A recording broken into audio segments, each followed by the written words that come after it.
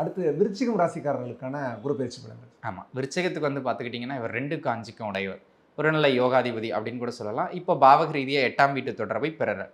என்ன சொன்ன மாதிரி அவர் நல்ல பாவங்களை பார்வை செய்கிறார், அது ஒரு குறிப்பிடத்தக்க விஷயம். அந்த விதத்தில் வெளிநாட்டு வாய்ப்புகளை நல்லபடியாக கொடுக்கக்கூடிய ஒரு அமைப்பு இந்த காலகட்டத்தில் உண்டு.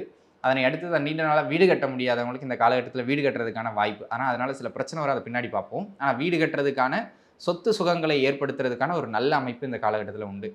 குறிப்பாக பெண்களுக்கு வந்து பார்த்தீங்கன்னா இந்த ஆபரண சேர்க்கை, இல்லைன்னா அவங்க வேலையை குறைக்கிறதுக்கு என்ன மிஷினரிஸ் பொருளாக உள்ளே வாங்கி வைக்கணுமா, லைக் வாஷிங் மிஷின், ஃப்ரிட்ஜு, இந்த மாதிரி இந்த ஹோம் அப்ளைன்சஸ்லாம் வாங்கி வைக்கிறது. இவ்வளோ நாளாக வந்து ஃப்ரிட்ஜை கேட்டுக்கிட்டே இருப்பாங்க, வாங்கி தந்துருக்கோம், இப்போ வாங்கி கொடுத்துருவாங்க.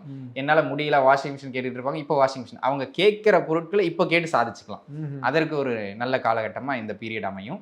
அதே போல் குறிப்பிட்டு பார்த்தீங்கன்னா இந்த கோல்டை கொஞ்சம் அதிகமாக வாங்கி சேர்த்து வைக்கிறது, அல்லது ஏதேனும் ஒரு அசட்ஸை அதிகமாக வாங்கி சேமிப்பாக சில பொருட்களை வாங்கி சேர்த்து வைக்கிறதுக்கு இது ஒரு சிறப்பு மிகுந்த காலகட்டம்.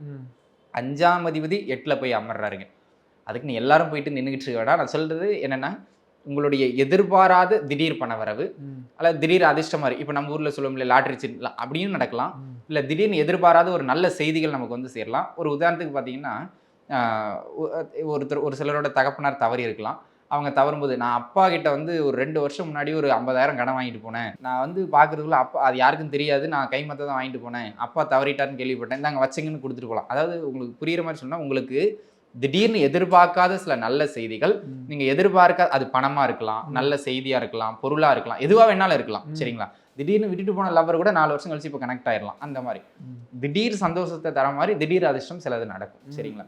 அதை எடுத்துக்கிறது ரொம்ப ரொம்ப நல்லது. அந்த மாதிரியான ஒரு அமைப்பு. புத்திரபாக்கியம் கிடைக்கக்கூடிய ஒரு நல்ல காலகட்டம் இது.